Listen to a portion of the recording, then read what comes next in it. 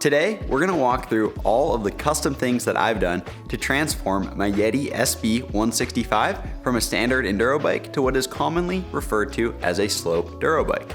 For me, I have a background in riding dirt jumpers, and I felt that taking this bike and making it be able to do bar spins and tail whips was gonna allow me to express my riding in a very creative way. To start things off, we're gonna take a look at my wheel size of choice. Then we're gonna take a look at how I set up this bike to bar spin. And lastly, we're gonna look at a few different things that I've done to make this bike ideal to tail whip. There are lots of cool little mechanical tricks scattered throughout this video that you're not gonna wanna miss, so let's get into it. So here is the bike, and the first thing that we're gonna talk about is the wheel size. So as this bike is sold stock, it's got 27.5 in the rear, 29 in the front, so your classic mullet configuration. But I've got this thing set up with dual 27.5 to make it better for bar spins and tail whips.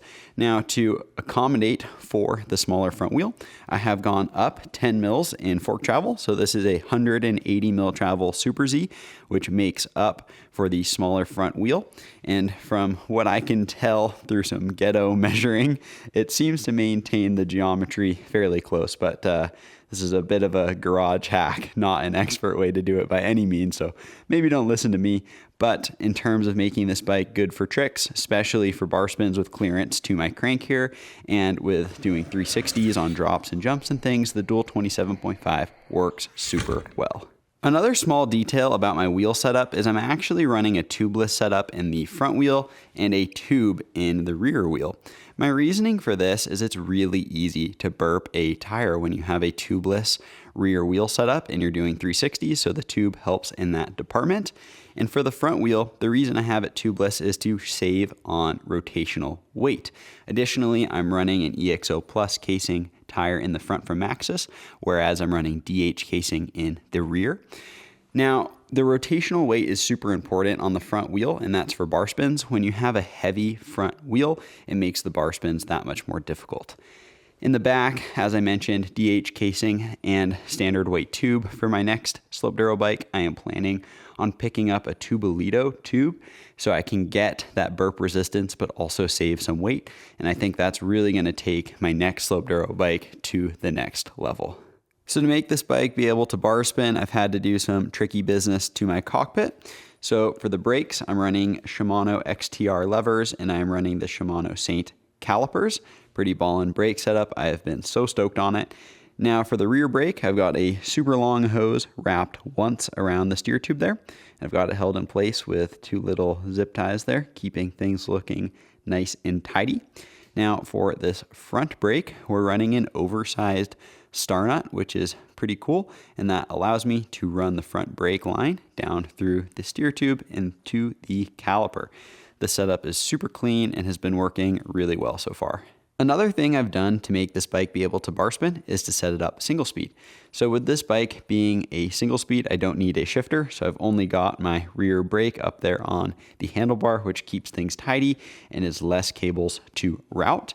Now to do this, I've taken a Saint derailleur and made it a tensioner. So I have this piece of shift cable there, just setting it in place. I have a small 6-speed cassette that I ripped apart from a Shimano Ultegra cassette. And what I do is I use the limit screws to put the derailleur in place. I set my cable tension and then I back off those limit screws.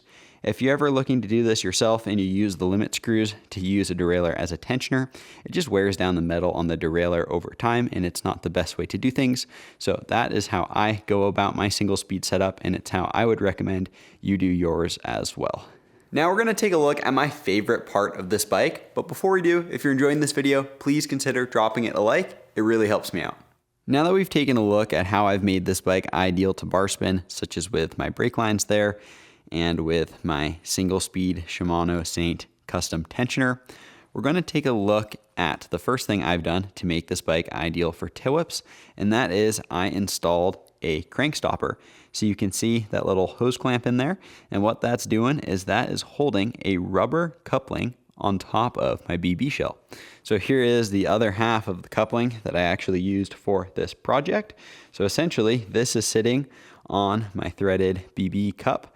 And what that does is it allows there to be friction from the inside of my crank arm onto the rubber, and it makes my cranks more difficult to spin, which is great for when I'm kicking around a tail whip. It makes my pedals be in a much more predictable position when I go to catch the bike, and so far it's been great.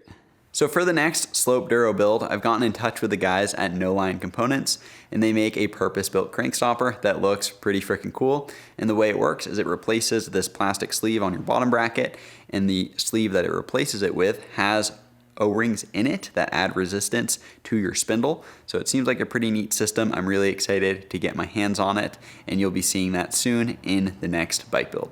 Now for the last custom thing that I've done to make this bike a Slopeduro machine, and that is I have added clear protective vinyl on this lower portion of my frame, only on the drive side. My reasoning for this is when I started doing tail whips on this bike, I catch with my front foot right about on this portion of the frame, and it was putting quite a bit of wear and tear on the paint. So I decided to add this clear vinyl to help with that. And so far it's been doing its job quite nicely. I'm thinking for my next bike build, instead of just adding some protection with this clear vinyl only where I need it, I'm gonna go ahead and install a full ride wrap. And that is because this bike has been getting tossed around recently. I've been taking quite a few heavy slams on it. The bike's been hitting the dirt, so have I.